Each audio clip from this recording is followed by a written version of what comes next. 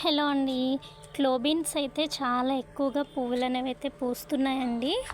రోజుకి 5-6 పువ్వులైనా కూడా ఉంటున్నాయన్నమాట. చూడండి ఇది. అలానే ఈ పైన చూడండి, అవన్నీ కూడా నైట్ విచ్చుకున్నాయి. ఈ క్లోబీన్స్ అనేవి ఫ్లవరింగ్ అనేది నైట్ విచ్చుకుంటుందండి. బేర పువ్వులు ఎలా అయితే విచ్చుకుంటాయో నైట్ టైము, అలా ఇవి కూడా అంతే అనమాట. విచ్చుకున్న ప్రతిదీ కూడా పాలినేషన్ జరుగుతుందనే నమ్మకం ఉండదు. చూడండి ఇక్కడ ఇది పాలినేషన్ అయితే జరగలేదు. చాలా పువ్వులైతే పూసాయి. అందులో ఎన్ని పాలినేషన్ జరిగినాయో ఎన్ని జరగలేదో తెలియదు. చాలా వరకు ఇలా మాడిపోతూ ఉంటాయన్నమాట.